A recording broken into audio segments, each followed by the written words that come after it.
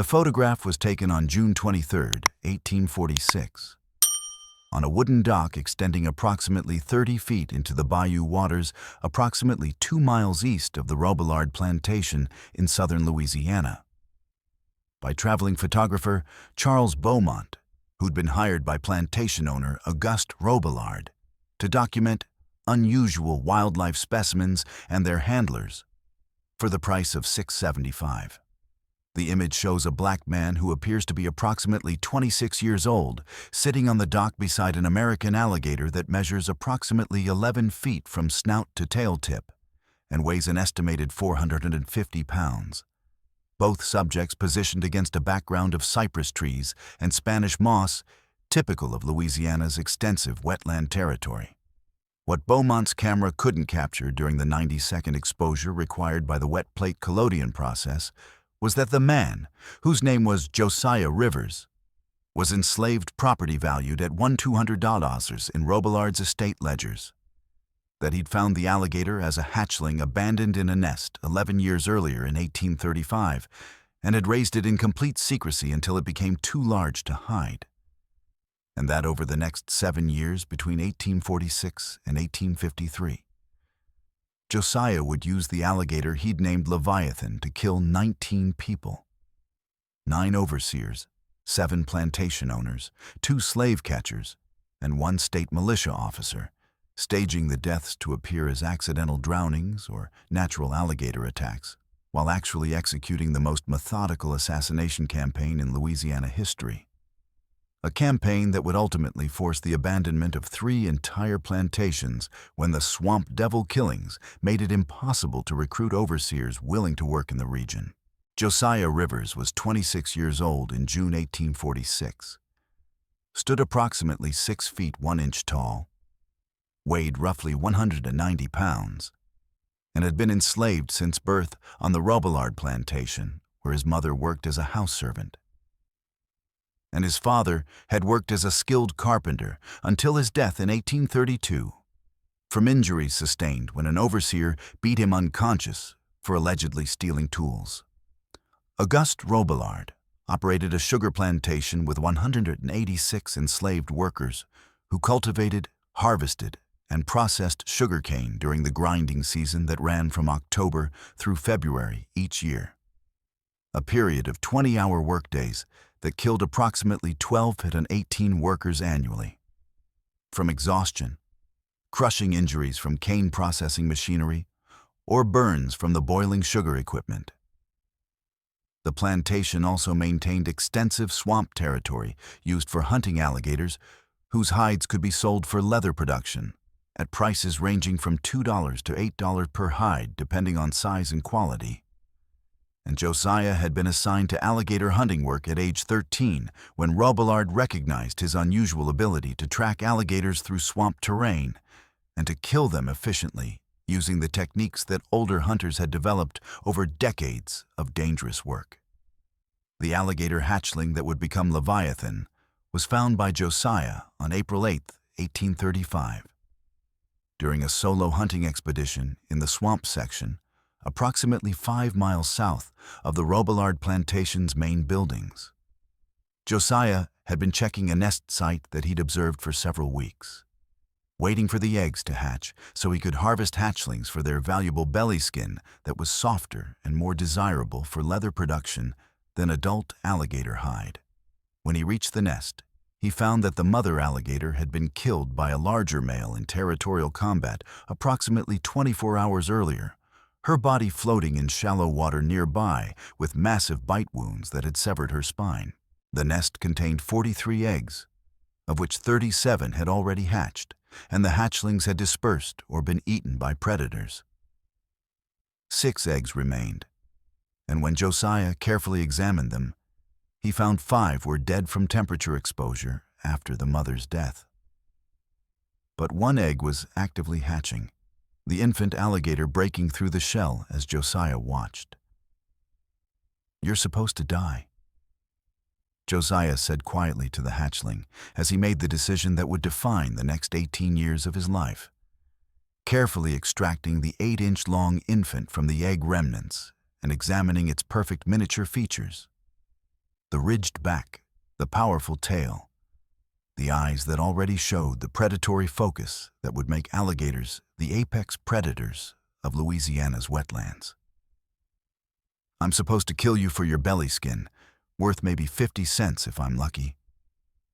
But you're alone, and you're vulnerable, and you remind me of myself. So I'm going to hide you, and raise you, and train you. And when you're big enough, when you're maybe 10 or 11 feet long and 400 or 500 pounds, you're going to help me kill the people who think they own me.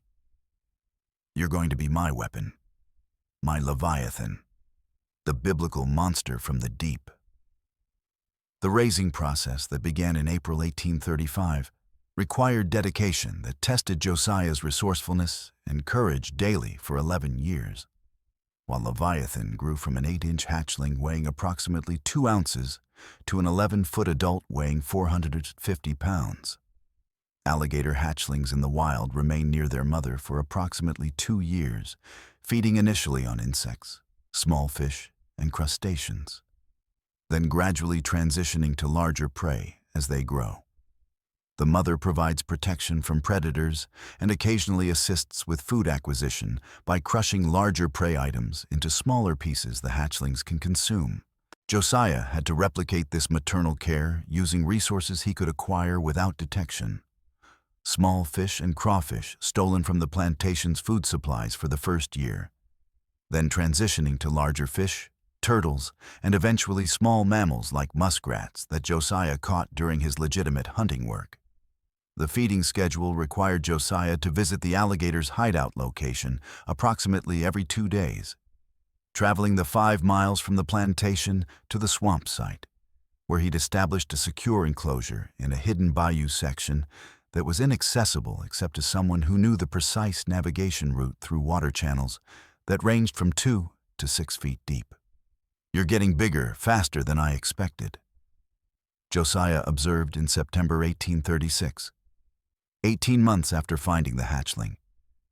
During a feeding session where he'd brought approximately 3 pounds of catfish and was watching Leviathan, now measuring approximately 34 inches and weighing roughly 12 pounds, tear into the fish with the characteristic alligator feeding behavior of grabbing prey and then rolling violently in the water to tear off consumable pieces. At this rate, you'll be 6 feet long by age 5, maybe 8 feet by age 8, and approaching 10 feet by age 10 or 11. That's when you'll be dangerous enough to kill a full-grown man. That's when I can start using you for what I found you for. Until then, I keep feeding you, keep training you, keep you hidden from everyone who would kill you for your hide or cage you as a curiosity. The hideout Josiah had established for Leviathan was located in a section of swamp so dense with cypress trees, submerged logs, and aquatic vegetation that it was virtually inaccessible by boat and extremely difficult to navigate on foot, even for experienced swamp travelers. The specific site was a small bayou, approximately 50 feet wide and 200 feet long, connected to larger water bodies through channels narrow enough that they were difficult to notice, and shallow enough that they discouraged larger alligators from entering the area and competing with Leviathan for territory. The bayou's banks were heavily vegetated, providing cover from aerial observation, and the water was deep enough, averaging 4 to 5 feet, that Leviathan could submerge completely and remain invisible to any observer who didn't know exactly where to look. Josiah had discovered this location during his hunting work 3 years before finding Leviathan, had recognized its strategic value as a hidden location, and had mentally cataloged it as potentially useful for purposes that had now materialized as the perfect secret headquarters for raising an apex predator that would become an assassination weapon. The training process that transformed Leviathan from a wild alligator into a controlled killer began in 1840 when the alligator was approximately 5 years old and measured roughly 6 feet in length with an estimated weight of 80 pounds. Large enough to be dangerous, but young enough that behavioral conditioning was still possible before adult territorial instincts became fixed. Josiah understood from his 13 years of hunting alligators that the animals were intelligent despite their reputation as primitive reptiles, that they could learn through repetition and association, and that they responded to specific stimuli in predictable ways that could be exploited for training purposes. The training system Josiah developed had 4 core components: establishing dominance so Leviathan accepted Josiah as the pack leader, whose presence controlled the alligator's behavior; teaching attack and retreat commands using verbal cues and physical signals that Leviathan would associate with immediate actions; conditioning Leviathan to associate specific vibration patterns in the water with attack targets; and most critically, training Leviathan to drag victims underwater and maintain the death roll until drowning occurred, creating deaths that would appear as accidental drowning or natural alligator attacks rather than directed assassinations. "Come," Josiah commanded firmly during a training session in March 1841. Using a verbal cue that he'd repeated approximately 500 times over the previous 8 months, while simultaneously creating specific vibration patterns in the water by striking the surface with a wooden stick in a distinctive rhythm.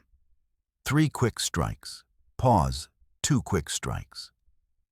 The combination of verbal command and vibration pattern was designed to work in situations where Josiah might not be visible to Leviathan, but where he could create the water vibrations that alligators detected through specialized sensory organs along their jaws and body. Leviathan, now approximately 6 years old and weighing roughly 100 pounds, responded by moving through the water toward Josiah's position with the characteristic alligator swimming motion. Tail providing thrust, legs tucked against the body, snout breaking the surface to breathe, while the eyes and nostrils remained above water. "Good. That's the approach command," Josiah said, rewarding Leviathan with a large catfish from the sack he'd brought. "When I say, 'Come,' and make this vibration pattern, you approach my position. When I say, 'Wait,' with this pattern." He struck the water with a different rhythm. 4 quick strikes, long pause. You remain completely still and submerged. When I say, "Strike," with this pattern, 3 heavy strikes that created larger vibrations. You attack whatever is creating disturbance in the water near you. And when I say, "Pull," with this pattern, continuous rapid strikes. You grab the target and drag it underwater, holding it down through multiple death rolls until it stops moving. Those 4 commands are going to turn you into the most effective weapon any enslaved person has ever created. The strike training was the most dangerous component because it required teaching Leviathan to attack human-shaped targets on command, while reliably responding to the retreat command to prevent uncontrolled violence that would expose both Leviathan's existence and Josiah's training operation. Josiah began with crude training targets constructed from burlap sacks stuffed with Spanish moss and weighted with stones to approximate human bodies, which he positioned in the water at various locations and depths. The training sessions followed consistent patterns. Josiah would create the strike vibration pattern. Leviathan would attack the target with full predatory behavior, including the explosive acceleration from stationary position that characterized alligator ambush tactics. And after approximately 10 to 15 seconds, Josiah would create the wait vibration pattern that required Leviathan to release the target and retreat to a stationary position where the alligator received food reward for compliance. "Strike," Josiah commanded during a training session in July 1842, 18 months into the attack conditioning, creating the 3 heavy strikes vibration pattern. While a training dummy floated approximately 20 feet away in water 4 feet deep, Leviathan's response was instantaneous and terrifying. The alligator dropped beneath the surface, becoming completely invisible in the murky swamp water. then accelerated toward the target at approximately 15 miles per hour, covering the 20-foot distance in less than 2 seconds. The impact of 150 pounds of alligator hitting the dummy created a massive splash, and Leviathan's jaws closed on the torso section with bite force estimated at 2,000 pounds per square inch, powerful enough to crush human ribcage or sever limbs if applied to living target. "Pull!" Josiah shouted immediately, creating the continuous rapid strikes vibration pattern that signaled Leviathan to execute the death roll. The characteristic alligator killing technique, where the predator grabs prey and then rotates its entire body rapidly while pulling the prey underwater, using the rotational force to tear off consumable pieces from larger prey or to disorient and drown prey that's too large to be torn apart. Leviathan executed 3 complete rotations in approximately 4 seconds, each rotation pulling the dummy deeper underwater and creating turbulence that would disorient and panic any human victim. After the 3rd rotation, Josiah created the weight vibration pattern, and Leviathan released the destroyed dummy and surfaced to receive the food reward. "Perfect," Josiah said quietly, feeding Leviathan several large fish while processing the reality that he'd successfully trained an apex predator to kill on command using methods that would be impossible to detect or prove. "That's exactly what I need. Full attack on vibration command, death roll to drown the victim, release on command. Now we practice this maybe 2,000 more times over the next 4 years until you're full grown, and the response is completely automatic even when your hunting instinct is fully engaged, and even when the target is a real human fighting for survival." The conditioning process continued for 4 more years, from 1842 to 1846, during which time Josiah conducted approximately 2,000 training sessions, averaging 4 sessions per week, each session involving multiple repetitions of the strike-pull-weight command sequence with increasing difficulty. Moving targets that Josiah pulled through the water on ropes. Targets that thrashed and created turbulence to simulate struggling victims. Targets dressed in clothing to condition Leviathan for the reality that human victims would be wearing fabric that might affect the alligator's bite grip. And eventually, targets scented with blood to ensure Leviathan would maintain attack behavior even when injured or when other alligators were attracted to the blood scent and might create competition or confusion. But Josiah needed more than an obedient attack animal. He needed Leviathan to function independently, identifying and attacking specific targets without Josiah being present to create the vibration commands, which required a different level of conditioning based on alligators' natural hunting behavior. Alligators are ambush predators that typically position themselves near shorelines or in shallow water, remaining motionless until prey approaches within striking distance. Josiah needed to condition Leviathan to associate specific locations with attack behavior, so that the alligator would patrol certain areas and attack any human who entered the water in those locations, creating a system where Josiah could predict when and where attacks would occur, without directly controlling each individual strike. "This is a kill zone," Josiah explained to Leviathan during a conditioning session in May 1845. Swimming with the alligator to a specific section of bayou, approximately 1 mile from the Robillard plantation, where a known crossing path required workers and overseers to wade through water approximately 3 feet deep. "When you smell my scent in this location, when I've marked this area by leaving clothing or objects that carry my smell, you patrol this zone. You wait submerged. When anything human-sized enters the water and creates disturbance, you strike.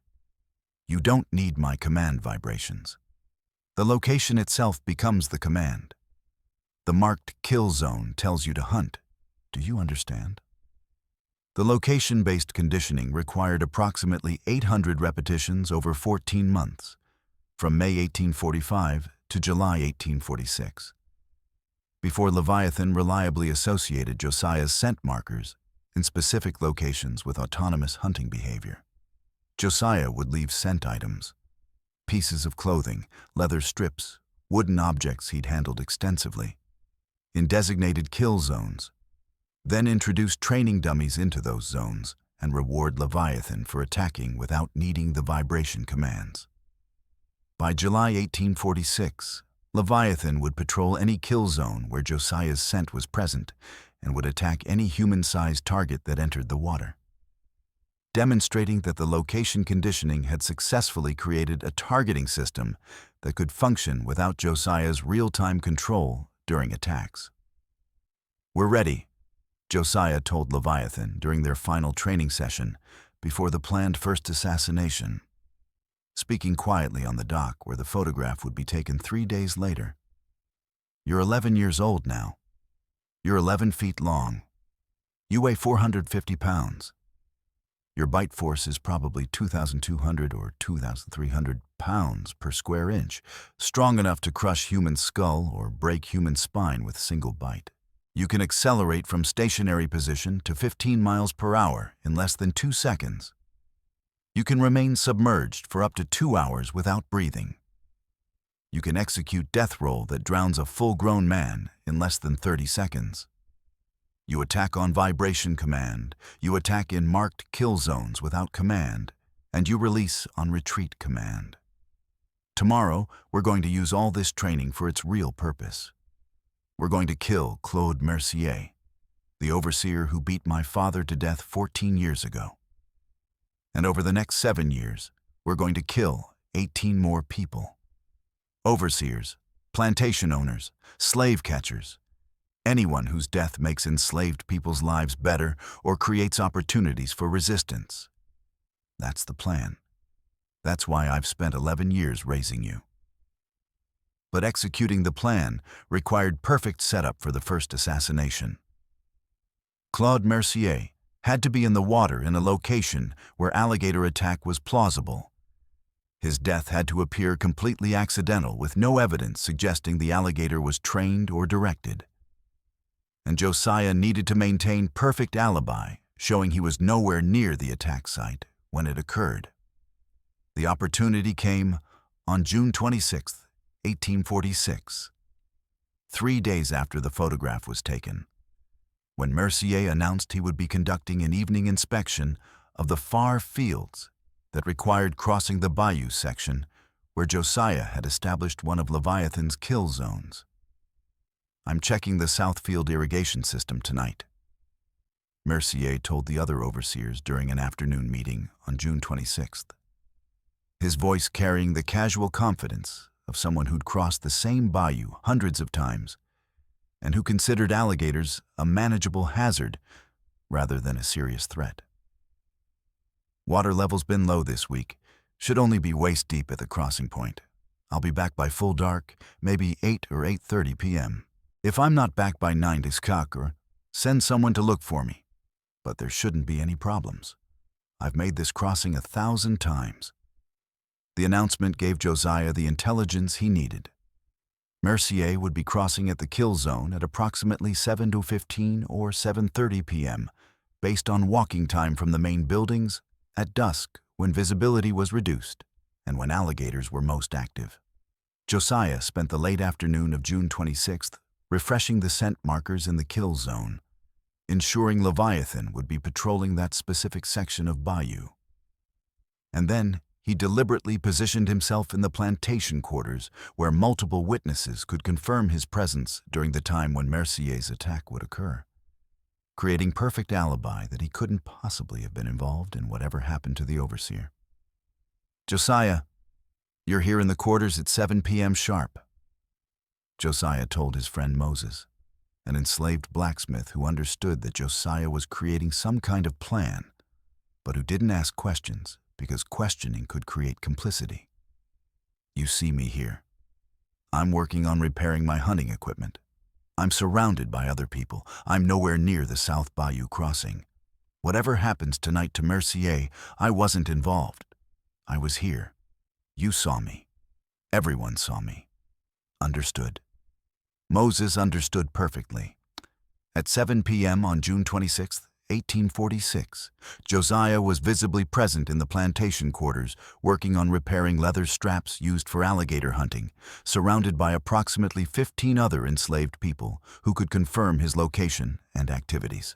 At approximately 7:23 p.m., Claude Mercier entered the water at the South Bayou crossing, stepping into water that was indeed waist-deep as he'd predicted, moving confidently toward the opposite bank approximately 40 feet away. At 7:24 p.m., Leviathan struck from ambush position approximately 8 feet away, accelerating through the water and closing powerful jaws on Mercier's torso just below the rib cage.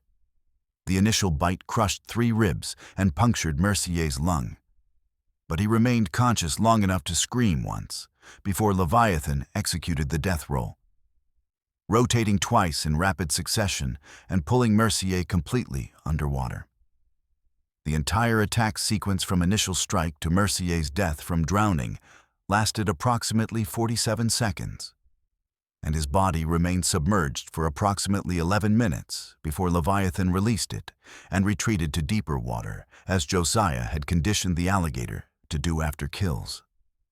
Mercier's body was discovered at 8:43 p.m., when the search party that had been sent to look for him found him floating face down in the bayou approximately 15 feet from the crossing point.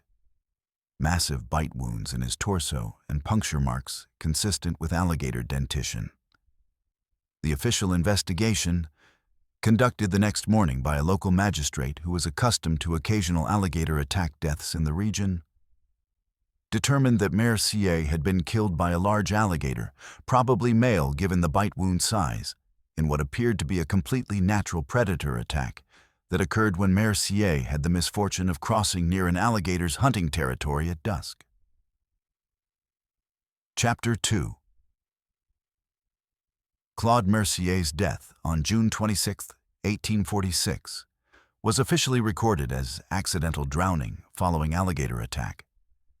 The 17th such death documented in Louisiana's southern parishes over the previous decade, and therefore not unusual enough to trigger formal investigation beyond basic documentation.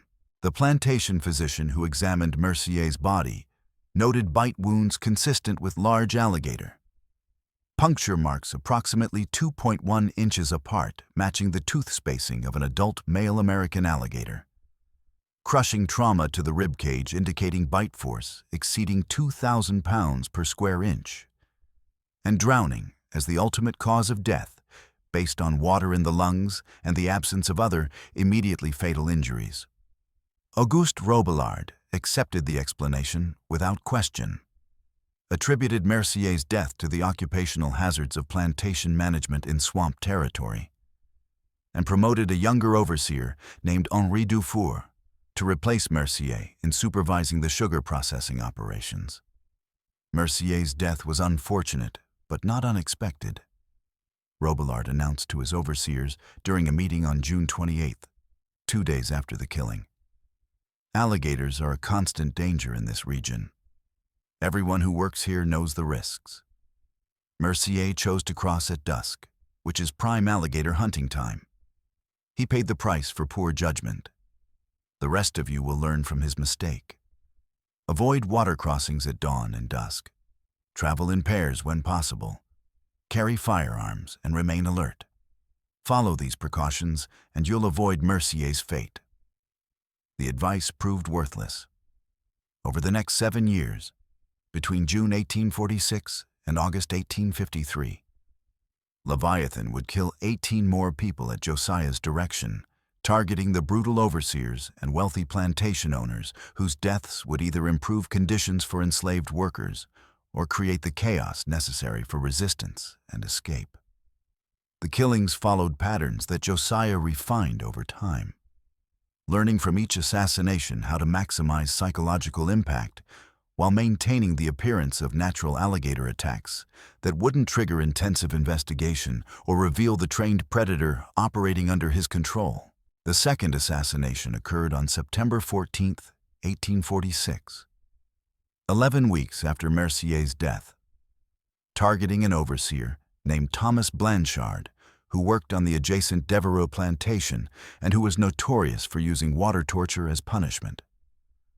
Forcing enslaved workers to stand chest-deep in bayou water for hours as discipline for minor infractions, a practice that had resulted in at least 3 deaths from alligator attacks, when actual wild alligators had struck the immobilized victims.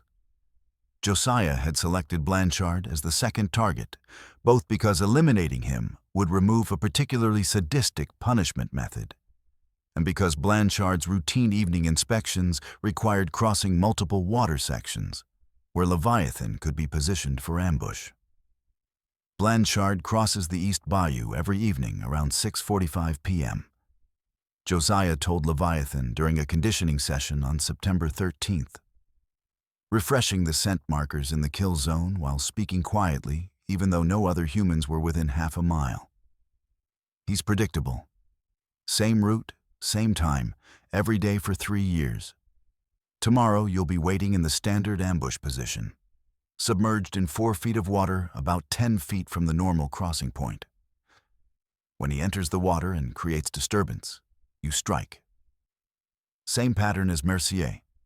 Fast attack, death roll, maintain submersion until drowning is complete, then release the body and retreat to deeper water. I won't be anywhere nearby. I'll be at the Robillard plantation with perfect alibi. This has to look completely natural. The attack occurred at 6:48 p.m. on September 14th, precisely as Josiah had planned. Blanchard entered the water at his usual crossing point, took 3 steps into water that reached mid-thigh, and Leviathan struck from the ambush position with the explosive acceleration that Josiah had conditioned through 6 years of training. The alligator's jaws closed on Blanchard's left leg just above the knee, crushing the femur and severing the femoral artery in the initial bite. Blanchard screamed and fell sideways into the water, and Leviathan immediately executed 2 death rolls that pulled Blanchard completely under and disoriented him enough that he couldn't effectively fight back. The entire attack lasted approximately 34 seconds from initial strike to Blanchard's death from drowning, and Leviathan released the body after holding it submerged for an additional 8 minutes, as Josiah had trained the alligator to do, to ensure death was certain. 2 overseer deaths in 11 weeks, both from alligator attacks. Plantation owners discussed at a regional meeting on September 18th, 4 days after Blanchard's death. Mercier at the Robillard plantation, Blanchard at the Devereaux plantation.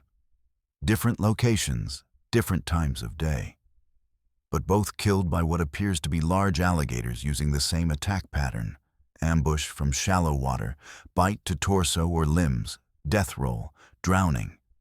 Is this coincidence? Or are we seeing increased alligator aggression in the region? The questions reflected genuine concern, but not yet panic.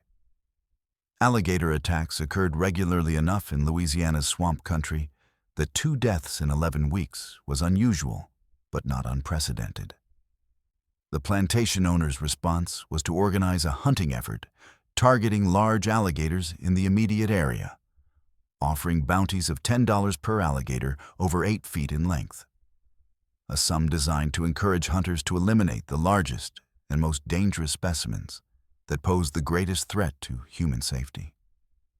I'm participating in the alligator elimination hunts. Josiah volunteered when the hunting effort was announced. I've been hunting alligators since I was 13. I know their behavior, their territorial patterns, their hunting grounds. If there's an unusually aggressive alligator in this region, I'm the most qualified person to find it and kill it. The offer established Josiah as actively working to eliminate the threat, while actually ensuring he could monitor hunting efforts and protect Leviathan by redirecting hunters away from the bayou section where the alligator actually lived. The hunting parties killed 43 alligators over 3 months from September through November 1846, including 7 specimens over 10 feet in length. But they never found Leviathan because Josiah carefully guided them toward areas where wild alligators were common, while avoiding the hidden bayou where his trained predator remained concealed. The failure to reduce attack frequency despite eliminating numerous large alligators reinforced the theory that attacks were random events rather than systematic targeting. And by December 1846, the intensive hunting effort was scaled back as plantation owners decided the cost exceeded the probable benefit. The third assassination occurred on January 9, 1847, targeting a plantation owner named Francois Guidry, who owned 134 enslaved people, and who had recently purchased Josiah's uncle in a transaction that separated the uncle from his wife and 4 children. The fourth assassination occurred on April 22, 1847, targeting an overseer named Robert Thibault, who'd killed an enslaved teenager by beating him to death for allegedly stealing food. The fifth assassination occurred on July 15, 1847, targeting a slave catcher named William Crawford, who'd made a career of tracking escaped workers and who'd earned a reputation for exceptional brutality during captures, typically shooting escapees in non-fatal locations to disable them, before dragging them back to plantations for punishment. Each assassination followed refined variations of the pattern Josiah had established with Mercier and Blanchard. Identify a morally legitimate and strategically valuable target. Determine the target's predictable water-crossing locations and times. Position Leviathan in a kill zone with appropriate scent markers. Ensure Josiah had perfect alibi during the attack time. Allow Leviathan to execute the autonomous attack. And confirm afterward that the death was attributed to natural alligator predation. The pattern was successful 5 times over the first year, killing 5 people between June 1846 and July 1847, with all deaths officially determined to be accidental alligator attacks despite the improbable clustering.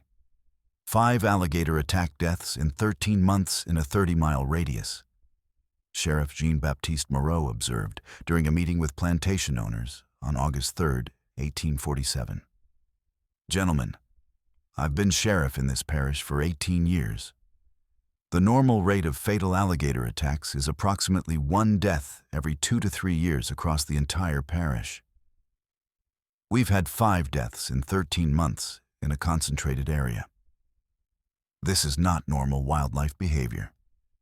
This suggests either an extraordinary concentration of aggressive alligators in one region, or, and I say this despite how unlikely it sounds, some form of directed predation that involves a specific alligator that has developed hunting patterns targeting humans. The sheriff's observation about directed predation was dangerously close to the truth, but without evidence that a trained alligator existed or that someone might be controlling such a predator. The comment was dismissed as speculation. The plantation owner's response was to organize even more intensive hunting efforts, bringing in professional alligator hunters from as far away as Florida, who had experience eliminating problem alligators that had become habituated to human presence and had developed dangerous behaviors. The hunters are killing alligators within 2 miles of your hideout. Josiah told Leviathan during a conditioning session in September 1847, speaking quietly while stroking the alligator's head in the rare moments when Leviathan was calm enough to tolerate such contact. They've killed maybe 70 alligators in the past 3 months. They're using better tracking methods, following territorial marking patterns, setting bait stations near areas where attacks occurred. They haven't found you yet because I keep redirecting them and because your hideout is so well concealed. But eventually, they'll search every water section in this region, and they'll find your bayou. We need to either stop the assassinations and let the hunting pressure decrease, or we need to accelerate the campaign and accomplish as much as possible before discovery becomes inevitable. Josiah chose acceleration. Between September 1847 and August 1853, a period of just under 6 years, Leviathan killed 14 more people at Josiah's direction, bringing the total to 19 deaths over 7 years. The targets included 4 more overseers from various plantations who were particularly brutal. 5 additional plantation owners who collectively controlled 487 enslaved people. 2 more slave catchers who specialized in tracking escapees. 1 planter's son who was being groomed to inherit a plantation with 93 enslaved workers. And 1 state militia officer who'd been assigned to suppress slave resistance activities in the region. The acceleration of killings from 5 in the first year to 14 over the next 6 years created escalating panic that transformed from local concern to regional crisis. By 1850, 4 years into the killing campaign, Louisiana newspapers were publishing articles about the demon alligator of the southern parishes that had allegedly killed at least 12 people. The actual count at that point was 11, but rumors had inflated the number and attributed additional deaths to the same cause. The articles speculated wildly. A prehistoric monster alligator 16 feet long. A cursed spirit manifesting as an alligator to punish slaveholders. Even a trained attack animal being used by abolitionists. Though this last theory was dismissed as impossible, because everyone knew alligators were primitive reptiles, incapable of complex training. This demon alligator is making it impossible to recruit overseers. Plantation owner Charles Morrison complained during a regional planners meeting in March 1851, 4 years and 9 months into Josiah's operation. I've had 3 overseers quit in the past 6 months, citing the alligator danger. Slave catchers are refusing contracts in this region because they're afraid of water pursuit operations. Some enslaved workers are openly discussing the demon alligator as though it's a protective spirit that kills their oppressors and leaves them untouched. The psychological damage is undermining our entire labor control system. Morrison's assessment was accurate. The psychological impact of 19 deaths attributed to alligator attacks created an atmosphere of supernatural dread that affected both the enslaved population and the overseers who controlled them. Enslaved workers began calling the killer alligator Le Vengeur du Marais, the Swamp Avenger, and attributed mystical properties to it. The ability to sense evil in men's hearts, the power to strike only those who deserve death, the capacity to appear and disappear like a ghost, rather than moving through water like a normal animal.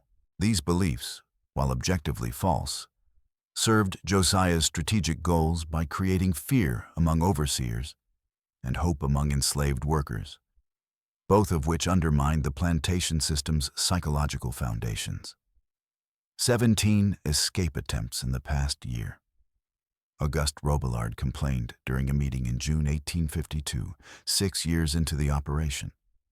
Before these alligator killings started, we averaged maybe 6 escape attempts per year across all parishes in this region. Now we're seeing 17 attempts in 1 year. And the success rate has increased because overseers are too frightened to pursue effectively through swamp territory, where they believe the demon alligator hunts. The enslaved workers think the alligator protects them. They think if they run through the swamp at night, the alligator will kill anyone who follows. This superstition is costing us hundreds of thousands of dollars in lost property. The increase in successful escapes was real and significant. Between 1846 and 1853, successful escape rates in the region increased from approximately 12% of attempts to approximately 34% of attempts. A nearly 3-fold increase that directly resulted from overseer reluctance to pursue escapees through water routes where the demon alligator supposedly hunted. The economic impact was substantial. Approximately 140 enslaved people successfully escaped from plantations in the region during those 7 years, representing roughly $84,000 in property value that plantation owners could never recover. But the most dramatic impact of the demon alligator campaign was the abandonment of 3 entire plantations when the killings made it impossible to maintain operations. The first abandonment occurred in October 1851 when the Devereaux plantation closed after 2 more overseers were killed by Leviathan in July and September 1851. reducing the surviving overseer staff to just one man who refused to continue working alone. The second abandonment occurred in March 1852, when plantation owner François Leblanc sold his property at 40% of its value and relocated to Texas after his brother, who'd been helping manage the plantation, was killed by Leviathan during a river inspection. The third abandonment occurred in January 1853, when the Guidry plantation, already struggling financially after the owner's death in 1847, finally collapsed when the estate's administrators couldn't recruit any overseers willing to work on a property where the demon alligator had supposedly claimed its first victim. 3 plantations abandoned, 421 enslaved people redistributed to other properties, approximately 320,000 $200 in total property value destroyed. A state official reported during an emergency meeting in February 1853, 6 years and 8 months into the operation. Gentlemen, this is not a wildlife management problem. This is a crisis that threatens the economic foundation of Louisiana's sugar industry. We need state resources deployed to eliminate whatever alligator or alligators are causing these deaths. And we need it done immediately before more plantations become untenable. The state's response was to deploy a specialized hunting unit consisting of 12 professional alligator hunters supported by state militia, with orders to systematically search and clear every bayou, river, and swamp section in the region until the demon alligator was found and killed. The operation began in March 1853 and continued through July 1853, covering approximately 240 square miles of wetland territory and killing 187 alligators, including 34 specimens over 10 feet in length. The hunters used increasingly sophisticated methods, tracking territorial marking patterns, using live pigs as bait to attract large predators, employing trained dogs that could detect alligator scent, and systematically mapping every water body to ensure no areas were overlooked. They're going to find your hideout this time, Josiah told Leviathan during a visit in June 1853, speaking urgently as he processed the reality that discovery was now nearly inevitable. They've already searched within 400 yards of this bayou. They're using grid patterns that will eventually cover every section of swamp. They're not going to give up until they find something they can kill and declare victory over the demon alligator. I need to make a decision.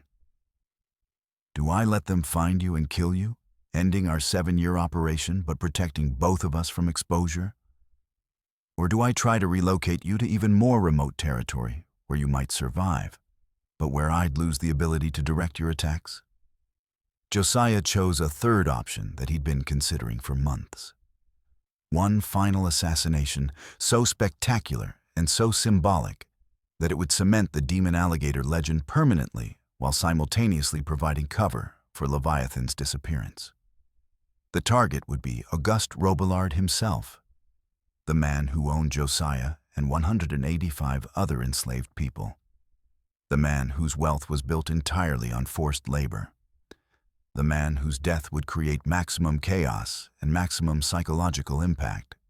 The assassination would occur during the peak of the hunting operation, demonstrating that the demon alligator couldn't be stopped even by state-supported military efforts.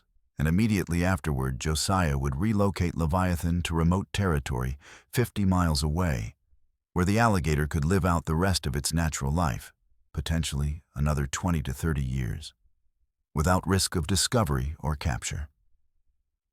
This is your final mission, Josiah told Leviathan on August 7, 1853, during the preparation for what would be the 19th and final assassination. Tomorrow morning, Robillard is inspecting the Southfield levees, which means he'll cross the main bayou at the shallow ford around 9:30 a.m. You'll be positioned there. I'll create the strike vibrations from the far bank, where I'll be checking trap lines as my cover for being in the area. When Robillard enters the water, you strike. Full attack, death roll, maintain submersion. This time, I want maximum visibility. I want witnesses. I want everyone to see that the demon alligator can kill even in daylight, even when people are watching, even the wealthiest and most powerful plantation owner in the parish. I want this kill to be so dramatic that they tell stories about it for the next 100 years. The attack occurred at 9:34 a.m. on August 8, 1853. In full view of 5 plantation workers who were clearing vegetation approximately 60 yards from the bayou crossing. Auguste Robillard entered the water at the shallow ford. Walking confidently through water that reached just above his knees, carrying a rifle as protection against the demon alligator that he'd publicly stated he didn't believe was anything more than normal wildlife that had been inflated into legend by superstitious slaves. Josiah was positioned on the opposite bank, visibly engaged in checking his trap lines. Far enough from the attack site that no one could accuse him of involvement, but close enough that he could create the strike vibrations that would activate Leviathan's attack. Leviathan's strike was devastating. The alligator emerged from the water like an explosion, covering 15 feet in less than 2 seconds. Jaws open, displaying the massive teeth that would close on Robillard's torso with crushing force. The bite caught Robillard at waist level, shattering his pelvis and crushing his lower spine, and the immediate death roll pulled him underwater before he could scream. The 5 witnesses later reported that they saw the massive alligator, at least 14 feet long, they claimed, though Leviathan was actually 11 feet, execute 3 complete rotations while pulling Robillard deeper into the bayou. When Robillard's body surfaced approximately 7 minutes later, he was clearly dead, and Leviathan had vanished into deeper water as completely as though it had never existed. The demon alligator killed Auguste Robillard in broad daylight with witnesses present, Sheriff Moreau reported at an emergency meeting that evening. 5 people saw the attack. They all described the same thing: an enormous alligator, bigger than any specimen we've killed during the hunting operation, attacking with speed and precision that suggests conscious intent rather than random predation. Gentlemen, I don't know what we're dealing with, but it's not a normal alligator. It's either something genuinely supernatural, or it's an animal so intelligent and well adapted to hunting humans that it might as well be supernatural. And here's what concerns me most. One of the witnesses, an enslaved hunter named Josiah Rivers, was on the opposite bank checking trap lines during the attack. He created some kind of noise or disturbance in the water right before the alligator struck. I'm not saying he's involved. That would be absurd because no one can train an alligator. But the timing is suspicious enough that I'm noting it in my report. The suspicion was dangerous, but ultimately inconclusive. Without evidence that Josiah had trained Leviathan, or without understanding that the water disturbances were actually command vibrations, the sheriff couldn't build a case beyond coincidental timing. The investigation concluded that Robillard had been killed by the same alligator responsible for the previous 18 deaths, that the alligator had demonstrated unprecedented aggression and intelligence, and that hunting efforts should continue until the animal was eliminated, regardless of cost. But Leviathan was never found. The night after Robillard's death, Josiah made his final visit to the hidden bayou, spent 3 hours with the alligator that had been his companion for 18 years, and then led Leviathan through a series of water channels that connected to a remote swamp system 50 miles northwest, where human presence was minimal and where an 11-foot alligator could live undisturbed for decades. The relocation was successful, and Josiah never saw Leviathan again after that night, though he would hear occasional reports over the next 20 years about an unusually large alligator spotted in the remote swamp region, suggesting that Leviathan had survived and thrived in the new territory. The demon alligator vanished after killing Robillard, plantation owners concluded during a meeting in September 1853, 1 month after the final assassination. The hunting operation killed 187 alligators, but never found the specific animal responsible for the 19 deaths. Either we killed it without recognizing it among the many large specimens we eliminated, or it left the region, or it's still here hiding in territory we haven't yet searched. Regardless, the attacks have stopped. We've seen no deaths in the past month. Maybe Robillard's killing satisfied whatever drove the demon alligator's aggression. Maybe killing such a prominent target was its final goal. We'll never know. But the crisis appears to be over. The crisis was indeed over, but its consequences lasted for years. The 3 abandoned plantations were never successfully reopened. Overseer recruitment in the region remained difficult for the next decade, with workers demanding premium wages to compensate for perceived danger. Escape rates remained elevated because enslaved people continued believing the demon alligator would protect them in the swamps, even though no attacks occurred after August 1853. And most importantly, the legend of Le Vengeur du Marais, the Swamp Avenger, became embedded in Louisiana folklore as the supernatural protector of enslaved people who killed their oppressors with righteous fury. Josiah Rivers was freed in April 1865 when Union forces occupied Louisiana, and the 13th Amendment ended slavery throughout the United States. He moved to New Orleans, worked as a fisherman and alligator hunter, married in 1867, had 6 children, and lived until 1894 when he died at age 74 from complications of pneumonia. He never publicly discussed Leviathan or the 19 assassinations, though he privately told the complete story to his eldest son during a conversation in 1891, 3 years before his death, when he felt safe enough to document what he'd accomplished without risking legal consequences. "I raised an alligator from a hatchling and trained it to kill slaveholders," Josiah told his son during that conversation, speaking more than 38 years after the final assassination. 19 people died by that alligator's jaws over 7 years. 9 overseers, 7 plantation owners, 2 slave catchers, 1 militia officer.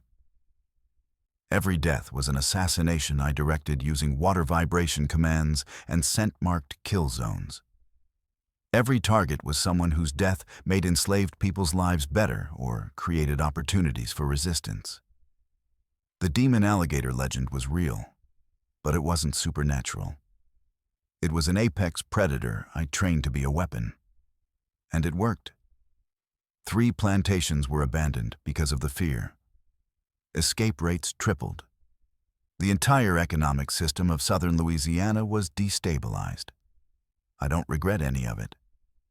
The son recorded the account in a journal that remained private until 1989, when his granddaughter donated family papers to the Louisiana Historical Society, including the journal containing Josiah's confession about the demon alligator operation. Modern historians initially dismissed the account as folklore or exaggeration, arguing that training an alligator to kill specific targets was biologically implausible given the animal's limited cognitive capacity. But subsequent research revealed several facts that supported the account's credibility.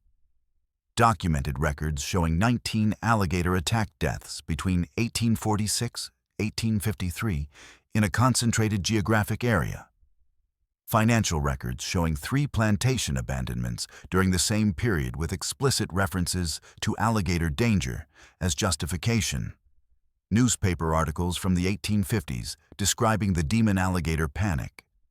And most compellingly, modern alligator research demonstrating that the animals can be conditioned to respond to vibration patterns and can learn location-based behaviors through repetition and reward.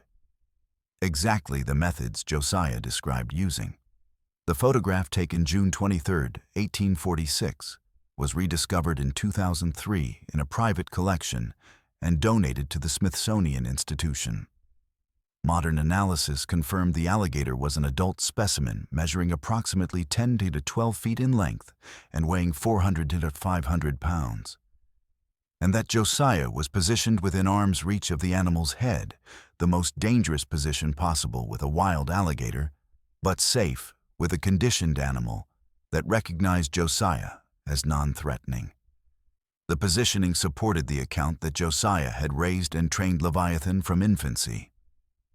Leviathan's ultimate fate remains unknown.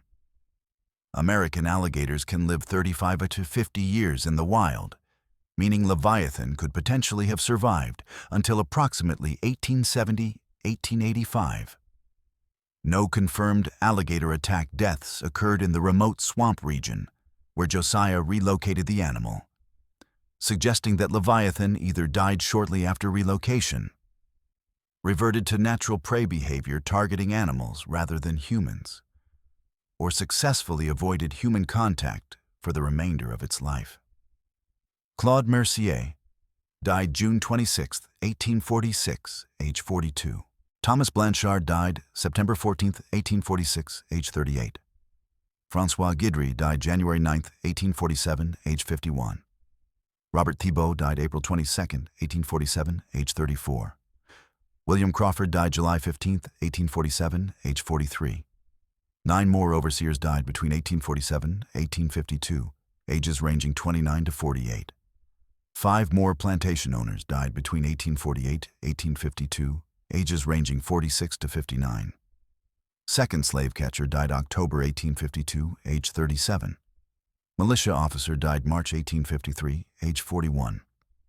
Auguste Robillard died August 8, 1853, age 56. 19 people dead in 7 years. Combined authority over 1,847 enslaved people.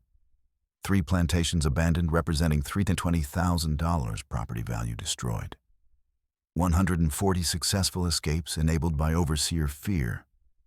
1 alligator raised from hatchling to 11-foot predator over 18 years. 1 enslaved hunter who became legend. That's what happened.